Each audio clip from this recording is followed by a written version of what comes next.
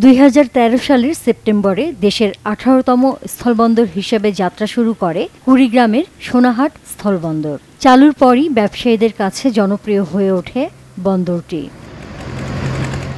এই বন্দরে দীর্ঘ 10 বছরেও চালু হয়নি ইমিগ্রেশন কার্যক্রম। তাই ব্যবসার কোনো কাজে ভারতে যেতে গেলে অনেক দূর ঘুরে বুড়িমারি বন্দর দিয়ে যেতে হয়। এতে দুর্ভোগের পাশাপাশি অর্থ ও সময় অপচয় হচ্ছে ব্যবসায়ীদের।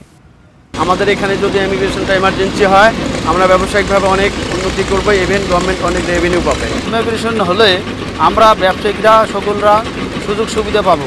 আমরা দিনে পার্টির সাথে আলাপ আলোচনার মাধ্যমে মাল আনতে পারবো। এই মন্ত্রণালয়ের সংশ্লিষ্ট সকল কর্মকর্তা তথা ঊর্ধ্বতন লোকজনের কাছে এটাই আশা রাখবো যেন অতি সত্বর আমাদের এই পোর্টের ইমিগ্রেশন ব্যবস্থা চালু। ব্যবসায়ী নেতারা বলছেন, এ নিয়ে সংশ্লিষ্ট দপ্তরে যোগাযোগ করা হলেও কোনো ফল পাওয়া যাচ্ছে না। ফলে অনেক ব্যবসায়ী এ বন্দর থেকে মুখ ফিরিয়ে নিচ্ছেন।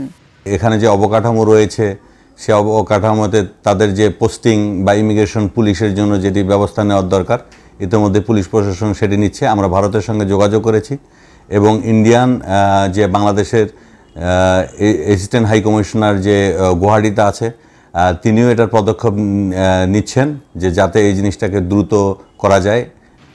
শিগগিরই প্রয়োজনীয় ব্যবস্থা নেওয়ার কথা জানালেন জেলা প্রশাসক।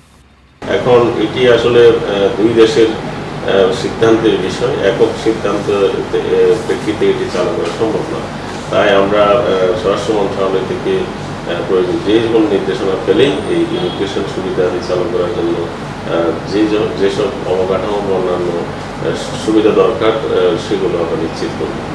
কুড়িগ্রাম সোনাহাট স্থলবন্দরে ইমিগ্রেশন চালু হলে এ বন্দর দিয়ে বাড়বে আমদানি রপ্তানি, বাড়বে সরকারের রাজস্ব আয়, এমনটাই প্রত্যাশা সংশ্লিষ্টদের। Bangla vision news desk.